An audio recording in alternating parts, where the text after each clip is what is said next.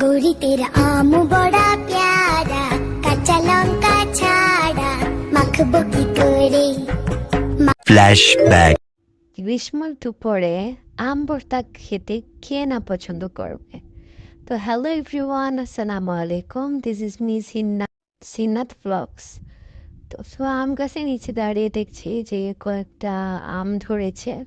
তো আম দেখে খুবই আম খাওয়ার ক্রেভিং হচ্ছিল, ভাইয়াকে বলে ছাদে পাঠিয়ে দিলাম, ভাইয়া কিছু আম পেড়ে দাও, আম ভর্তা করে খাবো। তো ভাইয়া আম পেড়ে দিচ্ছিল। বাই দ্য ওয়ে, এই আম গাছটি আমার আম্মুর হাতের। তো ফাইনালি আমাদের আম পাড়াও হয়ে গেছে। এটা হচ্ছে আমের লুক। এখন আমরা আম ভর্তা খাবো হচ্ছে কলা পাতা করে। তো আরিফা এখানে কলা পাতা কেটে নিচ্ছিল, দেন আমি আবার পাতাগুলোকে সুন্দর করে ধুয়ে নিলাম।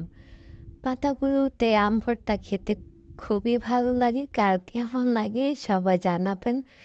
দেন আম ভর্তা করতে যা যা লাগবে আমরা সবগুলো নিয়ে বসে পড়লাম আম ভর্তা করার জন্য।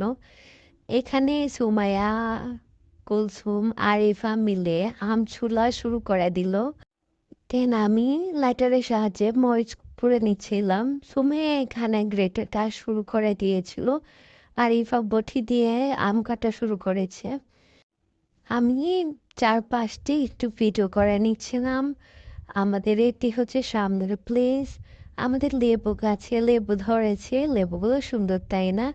এখন আমরা আম ভর্তার প্রসেসিংয়ে চলে যাব। দিয়ে দিলাম লবণ, কাঁচামরিচ, শুকনা মরিচ, দিয়ে দিব কিছু সামান্য চিনি, সাথে ছিঁড়ে দিয়ে দিব লেবু পাতা, বিট লবণ, কাসুন্দি।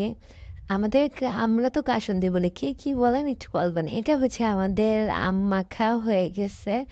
এখন আমি কিছু আমটা নিয়ে কুলসুমকে বলছিলাম যে খেয়ে দেখো লবণ চিনি সব ঠিক আছে কিনা। সো কুলসুমের ফেস দেখে, এক্সপ্রেশন দেখলেই বুঝতে পারবেন যে আম ভর্তাটা কেমন হয়েছে। ফাইনালি এখন আমরা সবাই মিলে একসাথে এই আম ভর্তা খাচ্ছি। তো সো গাইস, আমাদের আম ভর্তার কাহানিটা এখানেই শেষ। দেন সবাই ভালো থাকবেন, আসসালামু আলাইকুম।